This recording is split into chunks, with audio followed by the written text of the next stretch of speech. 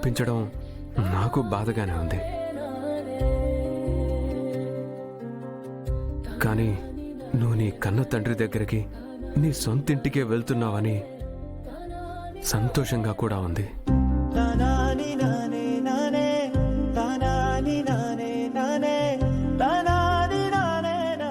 అయిన వాళ్లకు జ్ఞాపకాలకు దూరం అయితే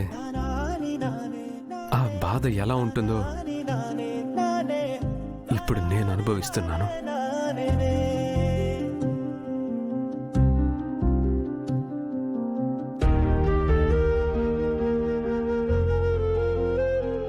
నా కష్టం నువ్వు పడకూడదనే మీ నాన్నతో నిన్ను పంపిస్తున్నాను.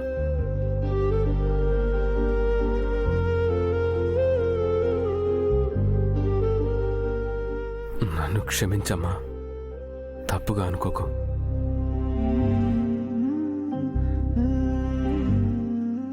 సారీ. అయ్యో డాడ్, మీరు నాకు సారీ చెప్పడం ఏంటి? మీరు నా హీరో.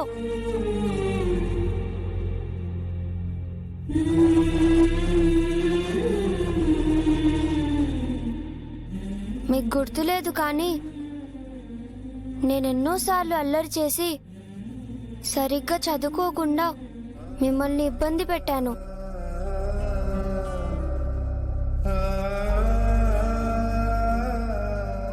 అందుకు నేనే మీకు సారీ చెప్పాలి. Sorry daddy.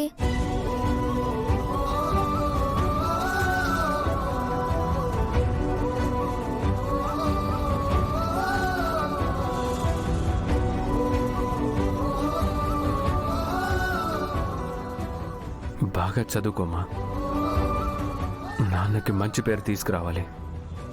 నీకెప్పుడు ఏ అవసరం వచ్చినా నేనున్నానని గుర్తుపెట్టుకో.